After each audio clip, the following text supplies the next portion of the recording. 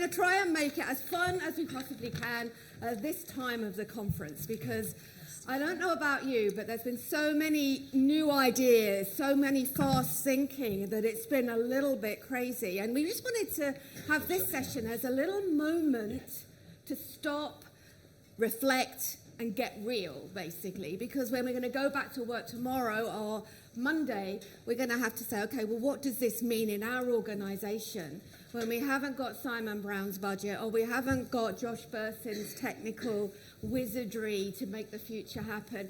What are we going to do in our own organisations? And there are no better organisations to teach us how to do miracles with nothing than the charity sector. Yay. So, woo, thank you. How many people here are actually from the third sector?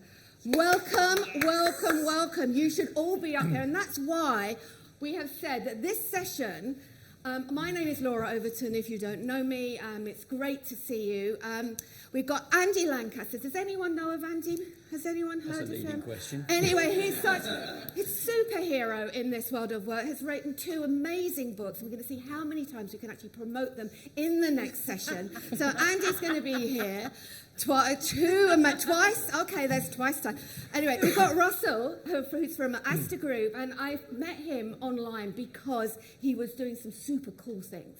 Like, it really caught my attention, and I just thought I must have him share some of that stuff.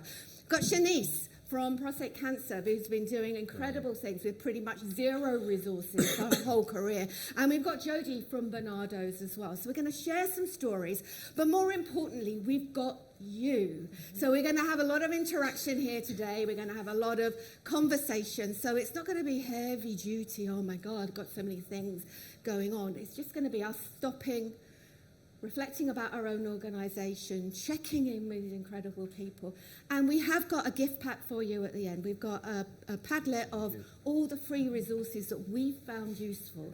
If you're having to leave, no problem. Do it quietly. But text me or DM me via LinkedIn, and we'll make sure that you can also get the resource link that we're going to be sharing at the end of the session. So before we go any further, Andy, innovation. Okay, let's go. We've got AI on here, which is great. I don't know, in meetings, you can really play with this. So what we need to do is to coat tree frogs with caramel. That's going to freak someone out when they read the thing on there. Anyway, okay. So see what we're having to deal with here in the last session of the conference. So we're going to start by just thinking about a scenario you'll probably be familiar. Who's seen Apollo 13, the film, very famous film? Most of you. Okay, there's that wonderful moment where, well, it's not a wonderful moment because they're dying of CO2 poisoning in the capsule, so it's far from wonderful. And they've got all these checklists, they've got all this technology, and they go back to them and they say, we need to create a CO2 filter. And you can see the geeks beginning to think how we can do this. And they said, but all you can do is use what's on the limb. And if you remember the picture, there's a table and a shoebox appears and a pair of socks and some plastic and some duct tape. But in a very short space of time, they come up with this amazing filter, which has just been created from nothing, which saved, you can then watch, they make this in the limb, and the oxygen levels go up and the CO2 comes down. And Laura, I think, and for us, and I've worked most of my time in third sector, often we have challenges around resources, but the evidence from Apollo 13 is, even with limited resources, you can do the most incredible, innovative things. We don't necessarily need lots of great stuff. So that's an initial story from Apollo 13, which just highlights what you can do. Absolutely. My story is much faster. Airbnb, they were broke. They rented out their spare room. And as a result of needing money, they'd be able to create a worldwide business. And I kind of like that. It's the fact that necessity breeds creativity. And we're able to do that here in the sector. And also anyone else who is going back to work on Monday and actually finding out that all these big ideas we've got basically some duct tape. Andy, potatoes. We've got potatoes. So a very quick story. So I now run my own consultancy, Reimagined People Development. For 10 years I was head of learning at CIPD. But prior to that I worked in third sector. And I worked in rehab for 5 years, a most amazing job working with heroin addicts. Profound time in my life. But also I worked in housing, in social housing dementia care for people with dementia. And in that season, we had the most amazing scenario where a huge system costing 7 figures housing system was going into the organisation with perhaps what I might consider an inadequate training budget to make that happen. And to cut a long story short, we, with very limited resources, we thought, how are we going to do this? And we actually trained up a brand new training team from each department, from arrears and from repairs, all this kind of thing. And these people were trained up over a 3-month period. And really put a hot potato up. We won a Training Journal Gold Award for this one. And I walked into the award thing and I put a jacket potato on the table. They looked at me like, what really? And I said, we have just been thrown the biggest hot potato you could imagine, but through creativity, we've just come up with this wonderful solution. And Lord, those people still connect with me who are not training people, but became trainers because of the circumstances. So you're going to hear some wonderful stories from 3 great people, but I just want to encourage you in your scenarios, sometimes when you're up against it is when innovation is at the premium. Brilliant, thank you so much. So what's on our table? What have we got? Duct tape? What have we got? Spare rooms? What have we got? Potatoes? Jacket potatoes. A jacket potato. Shanice, what did you have to work with? So yeah, thank you so much for having me. I'll grab that off of you. I think just a quick show of hands. When you hear the word resource, how many of you think money? Yeah, a few people. That's quite a common thing in the charity sector. We're conditioned to link resource to money. Often we're in survival mode. Our next bid has to happen, otherwise the service might not be able to be funded. We're always thinking about the next fundraiser. Our perception sometimes is colleagues that are quite overworked but underpaid. We're always planning for the next big thing. Our donors, our grant makers, our boards often demand regular, really detailed financial reports from us, and every pound always needs to be accounted for. So in this context, traditional capacity building has often meant looking externally for money. So when we think of what a resource is, often we think money, and when we think of what our challenges of resources are, often we think we have to go externally to try and acquire new things. But what would happen if we thought about resource a bit differently? What would happen if we thought about resource as an existing internal asset that we don't need to go out and chase, but actually we need to activate? So, brilliant. We are living in a new world in the charity sector, and perhaps in many ways it's not a new world, it's an old world. But the reality is the current environment, there's shrinking grants, competitive funding environments, rising costs. On top of that, there's increasing demand for our services, increasing demand for results, increasing competition for a finite population of donors, grant makers and government bodies. But also it's important to highlight what has changed and how resources in some ways have become more abundant. So it's about thinking about a new mindset. We have tech enablement, where learning platforms, collaboration tools, AI, automation are increasingly free and or low cost. We have career fluidity, our people, our so-called human resources. People are often no longer staying in one field, often have experience across different sectors and blended skills. And we have a knowledge sharing culture where there's open resources, open access, open source resources, free courses, podcasts, webinars, online communities available. So there's a wealth of great content out there. So oftentimes many wheels don't need to be reinvented. So the core idea here is while money is tighter, other types of value and resource have increased. And we don't know often, sometimes we have to think where we have to look externally for resources and reorientate our mindset towards those. So let's reframe. Resource isn't just money. Resource is also time. Good. How are we spending our time? Are we making space for reflection, collaboration, learning creatively and innovatively? Can we repurpose existing activities to double up as development opportunities? Can we reprioritize at the team, departmental and organizational level? Can we create spaces for learning, growth and development internally? But resource is also expertise.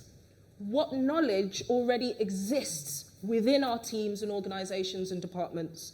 Are we making best use of existing expertise? And are we asking the right people the right questions at the right time?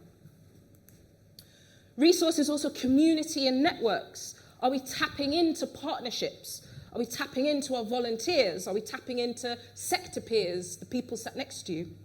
Do we prioritise and encourage relationship building as part of our work? Do we create internal communities? Or do we encourage internal comms or internal community building? Do we create peer-to-peer learning spaces? And finally, resource is also existing content. There's a wealth of free and low-cost learning materials already out there, often hidden in plain sight. Are we reinventing the wheel for things that already exist? Do we need to be a buyer or a designer when actually we can be an internet geologist and go digging for gems that already exist? Nice. Bit giggles at that. That's good. I have a mineral collection, so I always try and get in a geology reference. That's just genius. So a couple of quick examples before I hand over to my colleagues. When I worked at a much larger organisation that had 1,700 colleagues, we were able to run a completely in-house, zero financial cost management development programme because we often had colleagues who had been in the organisation, not just the sector, for decades. We had vacancy gaps across the organisation, so there was a way in which we could tie the individual development opportunities of junior colleagues who wanted to be managers to then creating opportunities to fill vacancies for the organisation, so aligning our local and organisational needs. And we had a successful programme that sent hundreds of our colleagues through it, creating junior colleagues into managers, creating talent pools within the organisation at exactly zero financial cost. We used time, we used existing expertise, and we used curation. Brilliant. Current example for the much smaller organisation that I'm in now, where that sort of thing isn't possible, but other things are possible, is we are creating our new Managers Forum, which is an internal, cross-departmental manager community where managers come together on a quarterly basis to share knowledge, interact with other teams organisationally, and we're using, again, repurposing our time, internal expertise, and creating a community and using that as a resource instead of necessarily buying in external expertise. So in both cases, zero financial cost, but tons of learning, tons of development, and tons of growth. So I'm now going to hand over to Laura again. Thank you. Wow. Really good. That is amazing. Thank you so much. Fantastic. You know, the hidden gems that were in that presentation were incredible. And it's not just the small organisations that need to be creative. The research that I've done over the years, we've actually seen that the bigger organisations, we have as many challenges with budget, but it's getting into this creative mindset that we want to be looking at. And we'd love you for a moment, because you've had so much thrown at you over the last few days, to maybe stop and have a little chat with each other and say, okay, well, I wonder what kind of hidden resources, hidden gems that we've got in our own organisation. So I'd like us just for a couple of minutes to just stop and reflect on what Shanice has been saying. Because what have we got? What duct tape have we got? You know, what time have we got? What communities have we got? What else have we got that potentially can allow us to help other people be equipped and ready? So I'm going to ask you to just go, whoo, and just relax with each other and just share some ideas, brainstorm some stuff, come up with something crazy, have fun for 5 minutes. Let's just do that and see what resources we've got in this room. You have permission to speak with each other now. Go. Very good.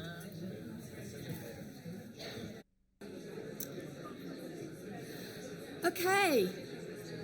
I know I'm not standing in front of you, I'm behind you now, but it would be great to get some feedback in the room. And I'm going to walk down and just see how many, Andy, please. Well, I know you've had a Mars bar just before you came on, but, you know. I'm high. But seriously, has anyone come up with some resources in the conversations at this end? Just let me know if there's any resources that you've thought about. No? I do tend to ask people, have you thought about a resource that might be good for training? So experienced staff who can draw on their expertise. Yeah. Very good. Brilliant.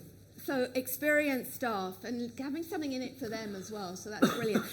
What about in the conversations over here? Celine. We got completely distracted. Okay, so Celine, you have to come up with something immediately on the spur of the moment then. Hidden resource. Go. Our own clients. Our own clients. Yeah, the people. Yeah, our own learners, potentially, as well. Absolutely. Thank you so much. Trust me, it's only the people who know their names, so I'm going to be... What about, have we got any here? Yeah. So as well as kind of experienced staff using their own expertise in their field of knowledge, utilising them as facilitators, being able to bring them into training as well. Right. Quite often, they hold some influence, they've got personalities that speak to the team as well, so being able to help them build the training and then they own some of that. Fantastic. So it's not only the expertise in these individuals, but their influence that they have as well. And if you can kind of seed some excitement with them, then they will seed excitement with others. You've got a marketing resource. Fabulous, fabulous. Thank you so much. Any from along this side as well? No? What about this side? Yeah. Yeah, so our duct tape is... The duct tape, yes. Duct tape is, we've got Udemy licenses, so we've got access to some really good content. And what we're thinking is building on the idea of the managers forum that you just shared. What we might do, because we don't have trainers to facilitate training sessions, we could invite our managers to read some of the, or go through some of the Udemy content, and then bring them together as a forum to discuss what they've learned through going through the Udemy content and what they might do different in their day-to-day jobs. Brilliant. So you're actually harnessing the technology and the resources that you've got, but then you're asking the manager to say, okay, reflect, apply, think about it. Fantastic. And also when you've got big libraries like that as well, they have data behind it, which is phenomenal. I remember talking to someone like Coursera and they said, actually, we can tell you what your organization's interested in more than you can because we can see what they're choosing for themselves as well. So that's another, if you have got the luxury of the big libraries, there's all kinds of insight that come from that. Thank you so much. Look, they've really set the scene on this side of lots of ideas. So this side, yes. Oh, look. We talked about lessons learned logs. Lessons learned logs, yeah. How often they sort of sit locally, but there's no kind of joined up thinking. Very good. Like what lessons can our organisation learn? And that's a really rich source. Yeah. Of learning knowledge that perhaps we Fantastic. tap into more. Lessons learned log and actually bringing it together, the stuff that's already going on in the organisation, creating opportunity to bring it together so organisationally we can learn. Like we're really shifting the way that learning and development potentially can be thought about in the organisation as well. Thank you so much. But have you some here? Yes. Yes, we're a charity that works with children with complex neurodivergencies and complex medical needs. Yeah. And so certainly an untapped source is parents of those children for that lived-in experience. So that's one area that we talked about. And also internally we have sort of digital technologists that works for adaptations for things like eye gaze. And actually there's probably an untapped source there to actually support more innovative interactions in the space for our colleagues. Yeah.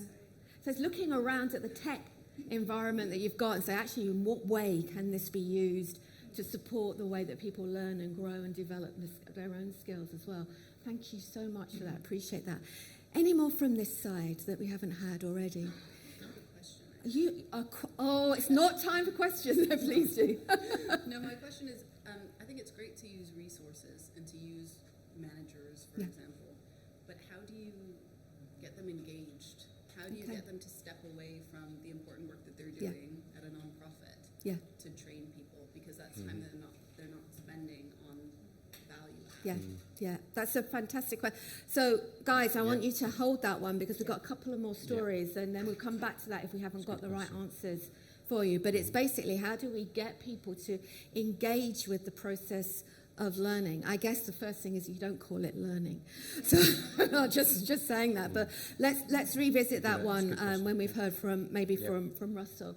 Any other hidden resources? Yes, thank you, Sharon. I'm not in the charity sector, but I'm learning a lot. I want to get involved, but there was a time where I had no budget. So to get a message across about a pitch, we went to executives and folks at every level from all over the world and had them give the standard information that wanted to go out. I then had a graphic designer who worked for me, and he did a mashup. And we just put it on an internal website called Knowledge Now. Call it learning.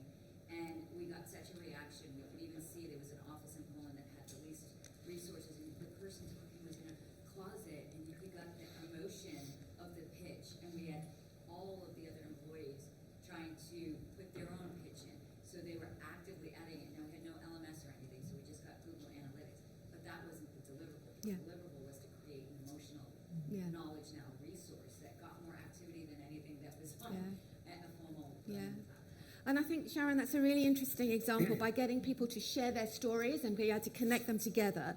It's a way of reaching out into the community, but it's also saying it's not about learning. This is, as a manager, what do you want to share as a, what do you want to share with the community? What lessons have you learned? It's so powerful.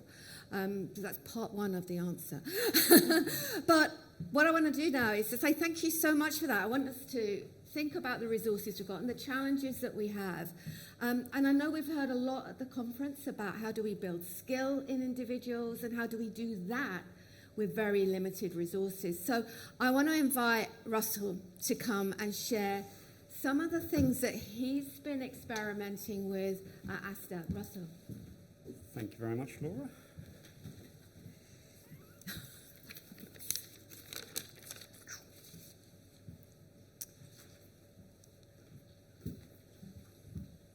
So when we're working in these tight budgets, there's a question I always ask myself in the morning. What experiments can I do today? And when we're working in these tight budgets, there's so much opportunity, but we've got to have that right mindset, that experimental mindset. At ASTA Group, it's a social housing association. And I was seeing lots of challenges. We're seeing widening skill gaps, limited budgets, but time-poor colleagues. They just didn't have the time. We're always hearing about, I want to go to this, I want to support it, and one morning that question sparked an idea that resulted in a kind of low-cost, social, collaborative, self-driven initiative to develop skills. So I went out into the business, I spoke to colleagues, told them about the idea, got their insights, thought, okay, get the marketing hat on, I'll market for a pilot, hoping to get 20 colleagues involved. Before I knew it, I had 73. And I was like, oh, okay, there's a demand for people to develop their skills. So I had to get my minimal viable product ready. I didn't have time to then spend ages developing something to perfection. It was all about getting something out there. Last December, I launched the first skills sprint at ASTA. Got really good feedback, but I thought I'll test it. I'll test it again. I did a repeat of that skills sprint, but with iterations and changes, new ideas. But also to test, was it a fluke? I got 73, was I going to get 3? Thankfully, we got 55 new colleagues. So I was like, okay, we're on something here. Let's keep on developing it. So the way it worked, it was when colleagues signed up to the sprint, they chose 10 skills out of a possible 20 kind of power skills, so soft skills also known. And our brains love autonomy. We love to be part of that process, but getting people to be actually part of that design process of what the skill sprint was going to look like, I got feedback. They really liked that. It was kind of, it wasn't telling them what we're going to be learning. It's actually, you're part of the process. The second edition was 6 skills over 6 weeks. It was housed in a Microsoft Teams channel, so I was leveraging the technology that people were already in. They were using it on a daily basis. But it really gave that kind of real collaborative approach because people were there, they were able to ask questions, share their experience. And that, that power of peer-to-peer learning from others is so powerful. The structure of the sprint. So on a Monday, I'd share Squiggly Career resources. If you've heard of them, definitely check them out. amazingif.com, I think it is. Mm-hmm. And there was a PDF. It was, you'd have what the skill is and 2 actionable strategies that colleagues could then go put it into, test it out in their day roles. There was a 7-minute podcast or video that they could go, which would be a deeper dive into the actual conversation around the actionable strategies. And the big thing so I'd done a skill sprint through Squiggly Careers. It was 20 skills over 20 days. And that kind of gave me that initial idea of how can I progress that journey that people go on to kind of make it so it's going to work better for people in my organisation from what I was hearing from them, what they needed. Wednesday was all about reflection. So it's sharing reflection questions, allowing them to pause and think about what was going on for them. Thursday, I was sharing additional resources. So these were resources that there were links to our kind of LMS. They could have been articles, podcast videos, sessions that were upcoming or learning journeys that they could sign up to. And then over the 6 weeks, we had 2 discussion sessions. So again, Shanice was talking about that kind of community aspect. And while I was going through designing this and iterating it, I was reading Andy's book, The Organisational Learning Communities, which was brilliant. So definitely check that one out. But the discussion sessions were so powerful, seeing how, getting people's insights into what was happening for them, what they were doing, what was working. So I've spoken about leveraging the power of the community, curating resources, but the learning science is another resource that we can be using. So designing for how the brain works. If you haven't checked out Lauren Waldman, Joining Forces with Your Brain video series. Any pirates out there? Yar. Good stuff. So it's kind of leveraging that. So spaced repetition. I could have just crammed it all into Monday morning, check everything out then, but it was spacing it out over the week. And every time there'd be a post, it's that kind of nudge to go back, review what's happening, what you're learning, how the actionable strategy is being implemented. Metacognition. It's so hard to find time to reflect, but by posing questions, it allows people to stop and think, but also think about, okay, what are the strengths I have in this skill already? And that's what was fed back to me, that people were actually realising, I am actually quite good at this skill. I didn't realise. Or I'm doing these kind of things. But also, what are the areas for improvement as well? I also, with AI, leveraged that as a resource. So on a Monday, when I was sharing the Squiggly Career resources, I shared a story, and it was a skill in action. So I took a colleague's role at Asta. I asked AI to create a skill that was showing them overcoming a challenge by using that skill. So it kind of brought it to life, and I interwoven our values and behaviours into the story as well. So it was only a very short story, but it just helped to kind of bring it to life to what roles were going on. The reflection questions, I asked AI to create questions that related and linked to the actionable strategies. So then it was allowing people to stop and think about actually what they're implementing. But as with anything that we get from AI, it's about using that critical skill, that human skill, to actually think about, okay, well, what needs to change? What context do I need to give it? I sent it out to people in those roles to say, what does this story sound like you to? Does it sound right? And then they'd give me little pointers how I could change it. There are a lot of iterations I've already gone through. It's kind of when you throw something out there, minimal viable product, you get going, and then it's learning from people. It was so powerful getting the feedback.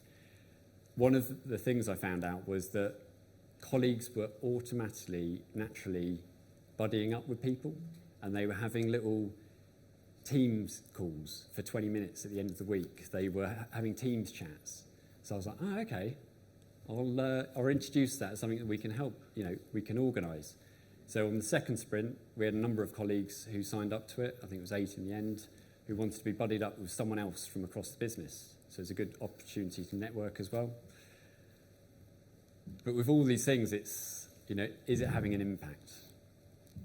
And still at the journey of figuring out, okay, well, how can I evolve that kind of measurement piece? But I'm following a number of colleagues from the first sprint over the next 6 months to see what's happening, what's changing. And take Patsy. She's a technical administrator. I spoke to her a month after the sprint, and she had identified when she was going through the sprint that the skills of focus and prioritisation were the biggest gaps for her. And she was putting in the actionable strategies, she was seeing a difference. She was seeing an increase in her confidence. She was prioritising her work better. She was focusing on the work that matters. Her leader had seen a difference to her. Her stress levels were going down. So it was kind of music to my ears. I used AI again to create a proficiency level for each skill. So she mapped herself as a beginner before the sprint. A month after, she's mapped herself as intermediate. She's feeling in a better place. And she's actually created the challenge for herself to get to advanced level over the next 6 months. So she's got that goal to work towards. And I think when we're trying to shift organisational mindsets, it's about showing value, showing the stories that are having an impact on people, and then scaling it, seeing how we can use it in different ways. But I think a number of lessons that have been learned are people are your most powerful resource. And it's leveraging that understanding. I also, over my time in Asda, spent a lot of time building relationships across the business, wanting to support people, but also it's around, okay, I'm doing this, can you champion it? So I had people out there championing the work I was doing, getting people to get involved. The learning sciences, so I said about Lauren Waldman, Stella Collins, Amy Brann. When you design with the brain in mind, it just lessens the cognitive load, and it has a big impact. I've been applying the learning science to when I'm learning, and I'm learning better. So it has a big impact. But yeah, I think start small, get feedback, show value, and then think about how can we progress this. I've got, just from conversations over the last 2 days, people have said things and I've gone, ooh, skill sprint, I can test that out. Maybe that's going to be a new version of it. So Brilliant. yeah, so it's an ever evolving That's great. story. Thank you so much. Really good.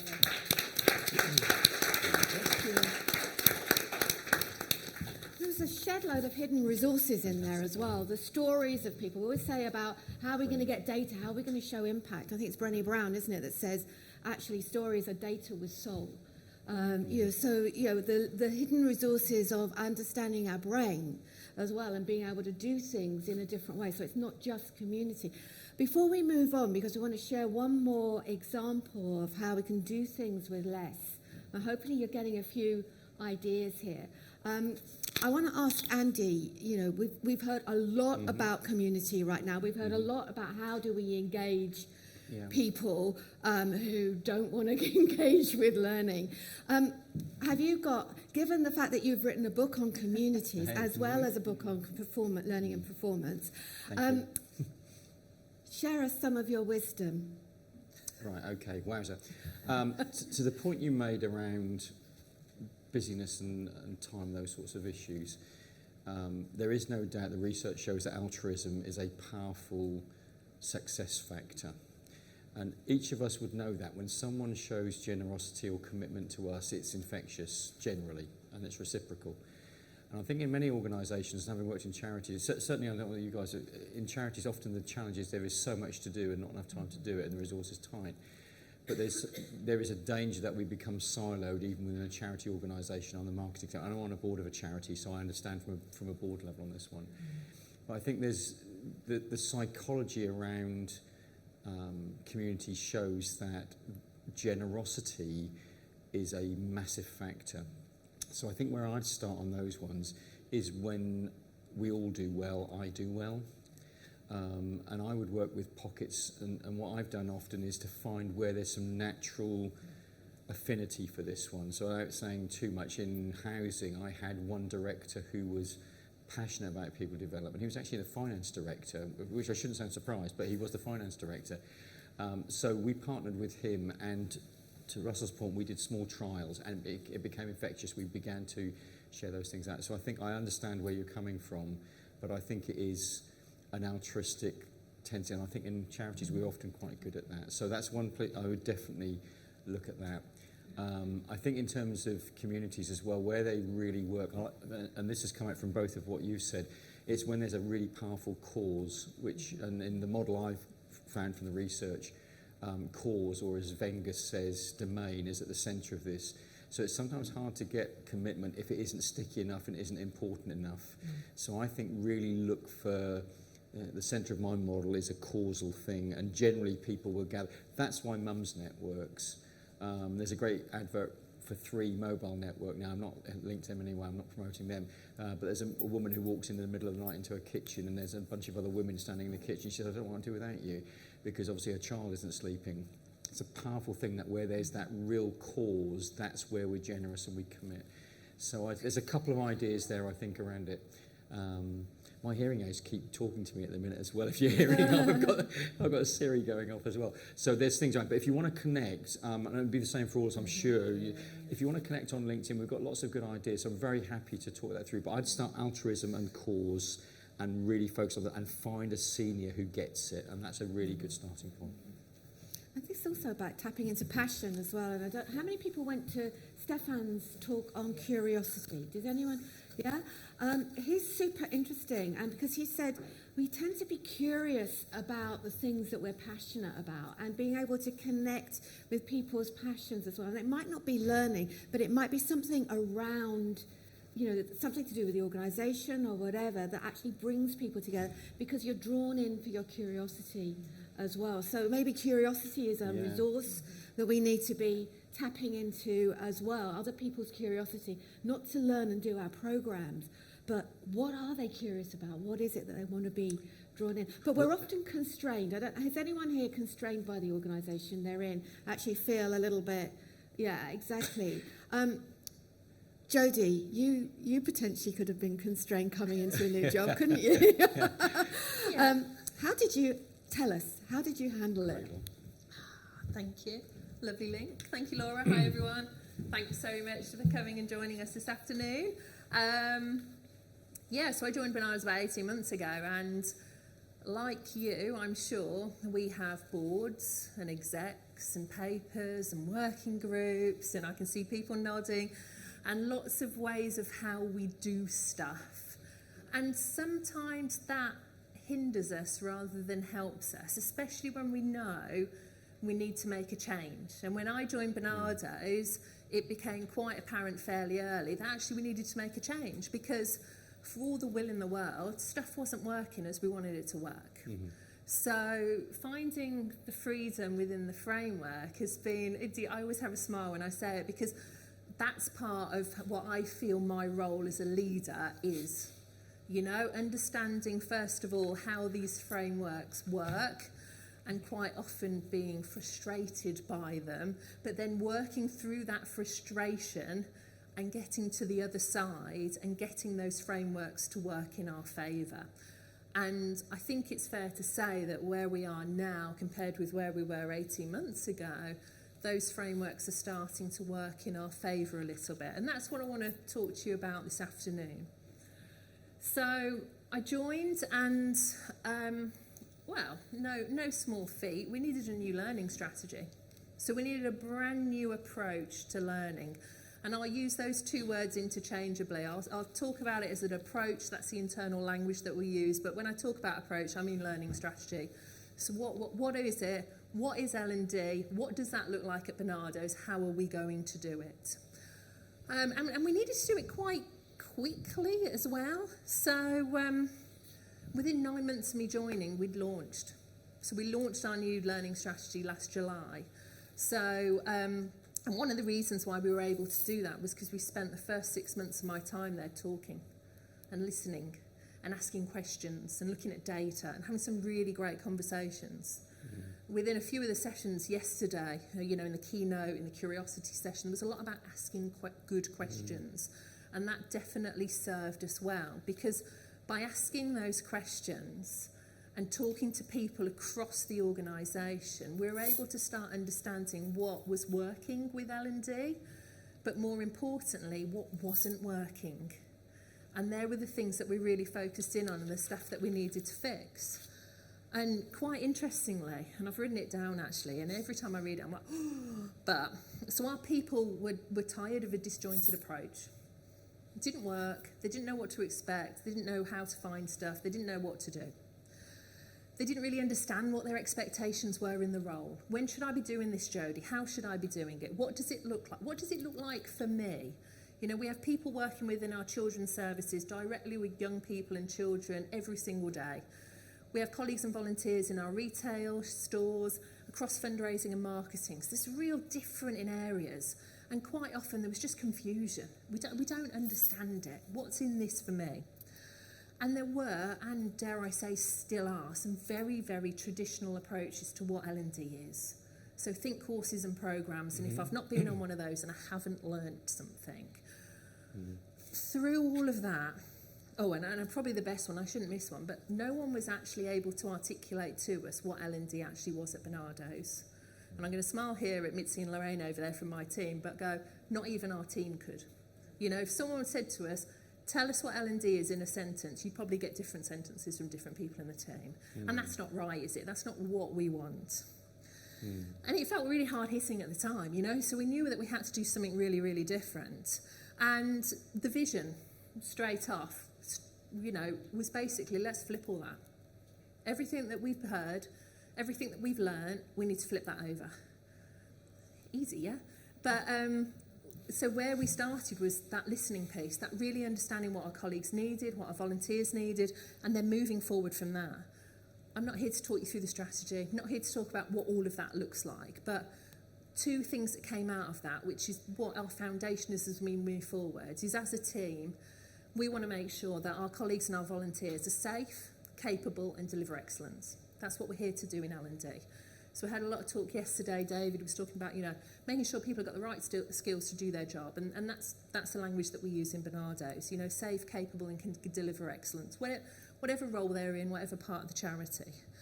And then the other piece was all about directing focus and budget so that it had the greatest impact. And I think that's really key today, because when we're talking about having finite resources, whether that's money or time or expertise or networks, you know, communities, you've got to be using it in the right way, because if you're not going to have the impact that you need. And you never want to be in a place where you're feeling like you've wasted time, or one of our values, we haven't exercised responsible stewardship. You know, because it's really important that we're using what we've got in the right way. So we did a lot of talking. We were able to sell our vision for L&D because we knew that it's what our people needed. And we knew that within what we wanted to do, we wanted to add structure and clarity. And I always smile, they're two of my favourite words. When everyone asks me what we're doing, we're adding structure and clarity. We never ever want to be in a position again where our people go, we don't really know what L&D deliver. We want them to understand what impact we're giving and how we do it. Good. So we moved at speed. And the reason we were able to do it so quickly was because the vision was simple. It was the antithesis of what was already there. You know, we'd listened, we'd spent the time to understand, and what we constructed was, going back to some of Russell's language, you know, that first stage, a bit of an MVP. And what we launched was the start of something new. It wasn't a finished product. You know, you can't walk into Bernardo's tomorrow and go, right, I'm ready for all of this training. What have you got available for me? We're building it and adding new things as we go, as we learn more, as we have more opportunities, as we're using our networks, we're introducing new things. We're still a very, very small team, so we know it's going to take time. And we've got to build and use an iterative model to do that. And that in itself was something really new. You know, our people are really used to, it's shiny and it's new and it's got bells and whistles on it and it hasn't got all of those things and it's not ready. And we were like, no, actually, we're not doing that. Here it is. This is what we're doing. This is what's available now. And actually what we found was, firstly, it's filled a void to start off with. We are able to point people in and say, hey, this is what we've got available. We've got some brilliant curated content. We've tried to pull together all the stuff that was happening in pockets into one place so people can find out where to get involved in our kind of learning space. But also it's helped a little bit with that learning culture piece. So shifting people away from thinking, oh, I need to go on a programme or a course, and actually go into that, oh, actually, I'll go back to the learning space next week. There's probably something new on it. Because every few days and every few weeks, there's a new opportunity. Something else has come in. We're doing something different. There's new dates available for things. And so people are getting more used to kind of in the flow of work going, oh, let's see what's available. How do I move forward? A key part to that, as I mentioned, was the talking. And we talked at all different levels. And don't get me wrong, those advocates at leadership level were really, really important. You know, Andrew was just saying about having, you know, finding out who's your fans, who's your supporters, who's working well with you. But then actually getting those people on your side often happens because you've been speaking to their teams. You understand how their part of the organisation works. And all of that chatting, all of that talking, my husband laughs, he says it's one of the best things that I do, so it's definitely not an issue. But all of that talking that we'd done early on to as many people as we possibly could really made a difference, because then when we're going into leadership level and having conversations, they were like, oh, okay, you get it, or you're getting an understanding of how we work here, you understand some of our challenges, you're already thinking about how to overcome them. And that makes a big difference to walking in and going, well, we think we know what we're doing here, but can you just, give us a little bit more? Because then that's not trust building. And within all of this, that trust piece has just been so important. And because we got to this stage, we found we're now at a position where I'm not going to trustee board to ask for permission to do stuff. I'm going to trustee boards with an update. And we've been pushing the boundaries on what we do in those audiences as well. So I don't know about you, but if you've got boards and execs, they love these formal papers and all these pages and appendices. I hate all that. Oh my God, it's literally, honestly, if you gave me a list of stuff to do and that, it will be absolutely at the bottom without any doubt whatsoever. So we were like, well, how actually can we do this? Because a formal language, the way it's written, it's so far disconnected from what it is that we are trying to do. We weren't getting the message across. So we turned it on its head a bit. So rather than the 4-page formal trustee paper, they got a 1-pager and a link to the video and the colleague FAQs that we put together for the learning launch. And they loved it. They absolutely loved it. They spent 5 minutes watching the video that the team had put together. They really got a feel for what it was that we're trying to do. And so when I joined the trustee board session, I don't know about some of you, but sometimes a bit of trepidation, however confident you are in yourself, it's always like, peace before you join. And actually it was just like, Jodie, just want to say, this is really great, what a great step forward, really pleased for all this. They understood it. And so that's where we keep pushing forward now. So we're going back in June to talk about all the skills mapping work that we're doing and how we're putting all of that together. And again, we'll be thinking, well, how do we do this differently? What's our freedom within this framework to both do that update piece, but also get them emotionally invested, get them motivated, get them part of this, so then they are also advocates for us at that level. Yeah. With all the issues that we face financially as a sector recently, with national insurance hikes and everything else like that, L&D has never been more important. So it's thinking about how do we do this and how do we really make sure that we've got people at every level on board. And the more you can talk and keep that momentum on talking, the better. We do a learning drop-in session every month, and some days, some months we just get 5 or 6 or 2 or 3 people in. But if they leave with their questions answered and they know what they're talking about, and we've given them a call to action, say, go and tell somebody else about this, we know we're making a difference, and we know that that will spread. Very good. So the other bit that's really worked in the team, and again, some of them sat here, so they'll tell me if it's not true, but we've shifted our ways of working completely to be far more transparent. So we work as a team. We share stuff as a team. We don't all work on the same projects together. We've all got areas and different skill sets. We're a multidisciplinary team. But the way that we work is very differently now. And so we are all kind of experts in our different fields. We keep ourselves updated every Monday with kind of our check-ins and things like that. And we've got a really clear roadmap that we build. I don't build it. We build it. And we all agree on it. Some stuff is absolute hard deadlines. Some stuff is placeholder stuff that we're in control of. And some stuff is like, why if we try this then? I've already told Russell I'm nicking his idea for skills sprints. I've already mentioned it to the team. Somebody on this side spoke about kind of bringing together around Udemy, I think, earlier. We're already thinking about how do we do like a multimedia type book club. It's a really great idea for bringing people together and doing things really cheap.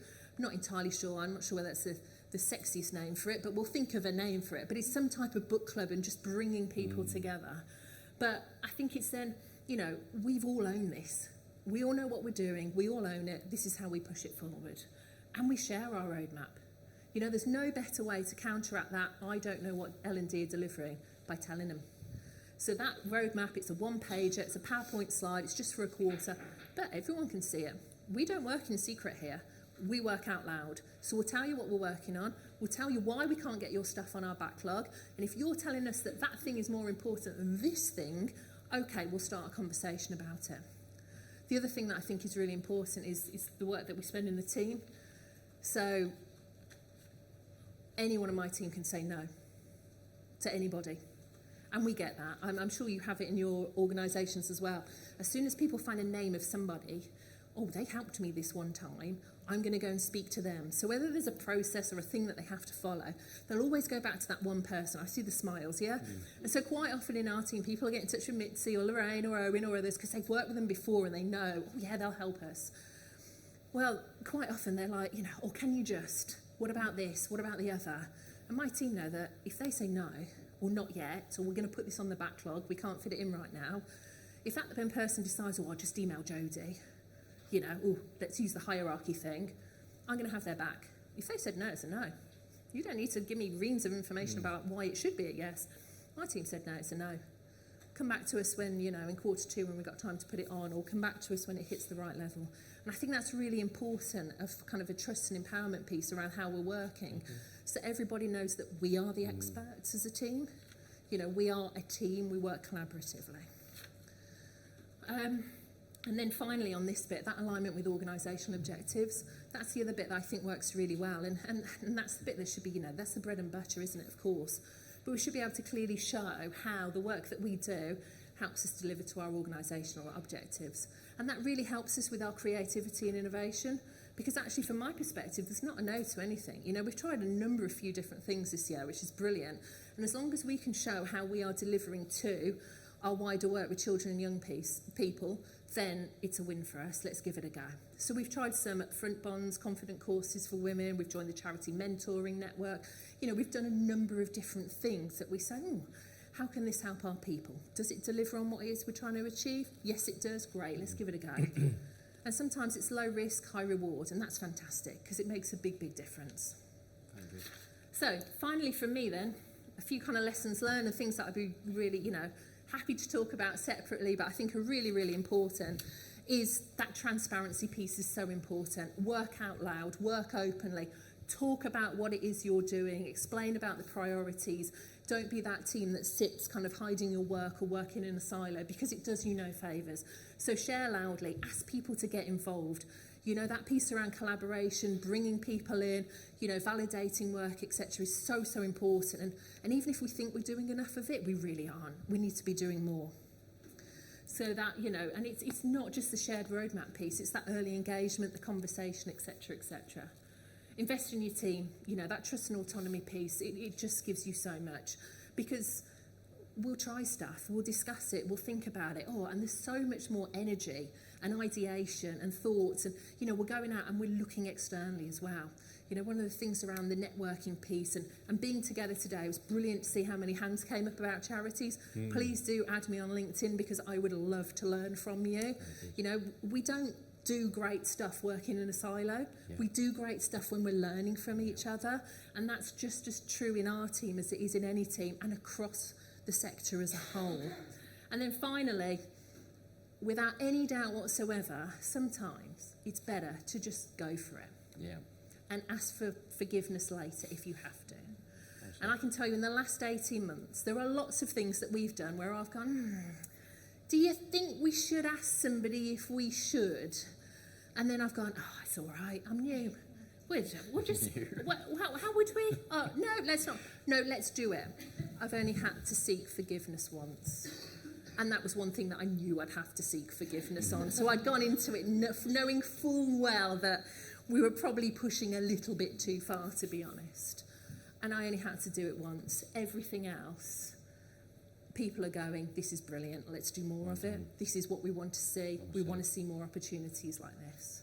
So, yeah, just go into something, be bold, and seek forgiveness later instead of asking and waiting for permission, because it'll serve you well. That's all from me, Laura. Well said.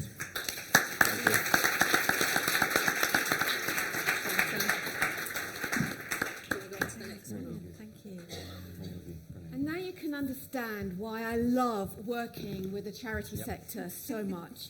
You know, when we're constrained by frameworks, by time, by our situations, by money, actually we can have the mindset where ideas can just absolutely flourish. So what I would love to do is, we've got a few minutes left. I promise that you can leave early so you can be first at the drinks, okay? But only if you've got some really super questions to get this amazing panel to work on maybe your problems. Have we given you some thoughts? Yeah. So thank you. See what happens when the charity sector gets together to work on your problem, and miracles can happen. So has anyone got any comments, observations or questions? Yeah, please, thank you. Oh, we get the mic now. Hello, hi.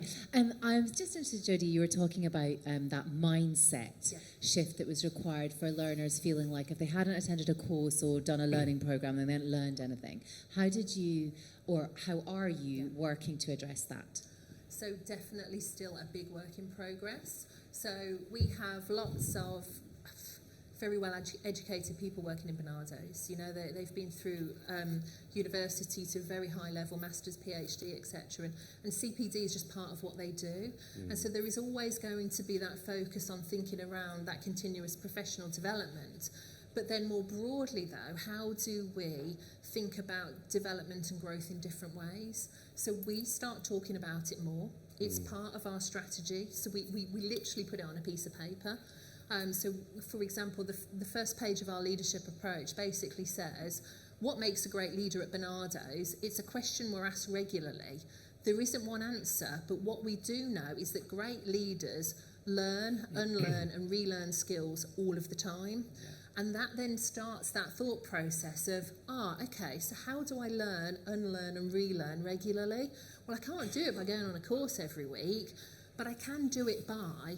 And so, for example, we've launched some new social learning circles, so going back to the community piece that we were talking earlier, and at the end of those, we share kind of things to read, things to watch, things to listen to, keep learning. And it's just starting to get that message out there about learning happening in different ways. You know, when we join kind of internal conference sessions, the first question I always ask is, when was the last time you learned? And the first time I joined, they were like, I was on a course for project management, and now it's, I learned how to change the thing on my tumble dryer on YouTube the other day, or I Googled this, and I'm like, that's exactly what we're looking for. So it's just that repetition, keep talking, the messaging, and just keep talking about it and give those opportunities. So we've got a load of curated content that we've put together, and we keep pointing people back into kind of things like that, and challenging kind of those expectations really. But it's not an overnight shift, it's a continual one. Laura, can I just affirm what you've said? One organisation I was in, we did What Have You Learned in the Last Week, and it became a hashtag, and it wasn't work related, it was I fixed my washing machine, and we had so much fun around it, but it began to build this thing that I am learning all the time. And Mind Tools, if you go on the Mind Tools podcast, they always ask you, what have you learned this week? And so I think that's a way of doing it, to frame it differently. But I've seen organisations with hashtags, and you just see the most amazing things. So I think what Jodie said there is perfect. Just get people talking about learning and development in general. Shanice, how have you got people talking about learning? Have we got people talking about learning? But having fun. Nice. So one of the, and don't get me wrong, sometimes business is business and work isn't always fun, but little things can make a difference. So one of the things that we did, our new e-learning package, we scrapped all the off-the-shelf stuff and built completely bespoke training. And in the training, we put what are called little design Easter eggs. So for us, it was one of our icons. So at Prostate Cancer UK, our icons are called the Man of Man. So it's like a man icon that's made out of lots of little men. And so one of those little men we named Nigel. And Nigel would pop up every time you got like a question right, or you turned to a new page. About 5 or 6 times throughout the course, Nigel would pop up. And then we'd ask at the end of the course, how many times did you see Nigel? And people would get it right or wrong. But Nigel has become a thing across the business. People are talking, we don't do Nigel in every course as well. So sometimes Nigel's there, but sometimes he's gone on holiday. And then in one of our courses where he comes back with a little briefcase and like he's actually come back from vacation. So these are the types of things that we do just to get people to talk about, getting people talking about e-learning, which is outrageous. It's supposed to be the most boring thing, but those small things you can do, I think, to really shift a culture. So I think what we're saying is that one of the resources that we have is really smart campaigning, understanding how people's behaviour change, going back to Russell's point about understanding how people work, our brains work, how we can connect with each other as well is really powerful. So thank you for that. Have we got time for another couple? On a very sort of practical level then, it's really interesting you saying that you ditched your off-the-shelf content, because sometimes that's just the quickest way, and most cost-effective way for certain types of learning, and then you did that all in-house. Can I just ask how you approached that? So it was a bit controversial because it meant for 4 months I was, there's only 2 people in our team, so our capacity is quite limited. Time is a huge resource for us. So scrapping the off-the-shelf stuff and taking it completely in-house was quite controversial in our team because it meant that I was kind of, for 4 months, almost every day, building bespoke courses. But actually the impact we've been able to demonstrate as a result of that, we now have these permanent resources. It did take 4 months, but we now have these permanent resources that are going to exist in the organisation forever, that are generating this hype and generating like genuine joy and are really relevant. Because it's not, you know, sometimes generalized content is really good, really powerful, but actually the work that we do with men is quite specific. So being able to design courses that are really relevant, really on the ground, really talk to the things that people are doing day to day, I think we've now been able to kind of sell our work a lot better. Now that and I guess the thing about e-learning is everyone experiences it. So you shouldn't underestimate the impact that good e-learning can have, because it's sometimes the first contact that people will have with your team, and it's the first impression sometimes. So for me, I made a real big case for we need to get this e-learning right, because it's the one thing that people are talking about, and they're talking about it negatively, and that then impacts the rest of how our team is viewed. Actually, what you're saying there, Shanice, is one of the hidden resources that we've got available is our ability to be relevant. Yeah. And I think that's something that we often neglect, is that ability to say, actually, to what extent will this help someone with their job, and getting communities involved, the kind of sprint ideas. But that is something that actually is a really important resource to us. And certainly in all of my research, very few of us, when people say, oh, I want a bit of training, that we say, okay, well, we'll do it for you. But actually, the relevance of it really makes a difference. And you can get away with almost all kinds of content, as long as it really hits the spot and is what people actually need there. So I think that's a significant thing. Well, Laura, we had exactly that when I worked in rehab. I remember very vividly a guy came up to me he was tattooed. And he came up to me and showed me one of the e-learning modules, which was, to my shame, was a bunch of people on a corporate one in the Marnie suits. He said, that isn't me. So we had exactly the same, that actually contextualising is really important. So I think the investment you made is powerful, because people will then feel connected. So that's one that hit my heart, and I realised, yes, it was too corporate for the people we were dealing with, yeah. But Russell, that comes to your point. You were using AI in such I don't know whether anyone else noticed this, but the way Russell was using AI to create relevant stories in telling, you know, how are you using that technology to really super connect with the people at Astor? Yeah, well, I think it was, obviously, going back to the brains love stories, so it helps with that retention piece in terms of what they're kind of focusing on. But I think first it's understanding your organisation, understanding the challenges you're trying to overcome. But then with the AI, I suppose, and I've only been kind of playing with it over the last year, but it's been developing of how I've used it.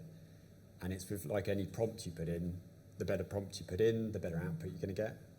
And so the more context I could give it of what was going on in Astor around to create these stories, then gave a better story. And people were going, oh, God, it must have taken you ages to write all these stories.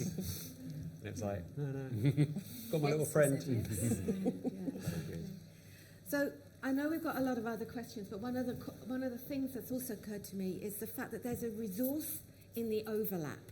When your team got together and they've got different strengths, together in the overlap, when you combine people, there's something new, there's something fresh that can come out. And we've talked a lot about community today. And we are going to be going to drinks now, but we wanted to put together our gift for you. This is a Padlet of free resources. Andy's got a shed load of resources and the links to his books here. The Charity Learning Consortium is an amazing place to bring charities together, but there's also the Charity Mentoring Scheme as well. So if you're not in a charity but you want to overlap with creative people who are in the charity sector and share ideas through each other's experiences, then that is an incredible way of being able to altruistically give back, but also to receive in that as well. And there's all kinds of tools to be able to connect with managers. There's Andy's book. There is also the... Did you know how many are up to now? Quite a few. You've overcooked it. And all of our links to be able to connect with us and connect with what we do are all on this gift. So I want to say thank you for being here at the end. You deserve a massive round of applause as the amazing...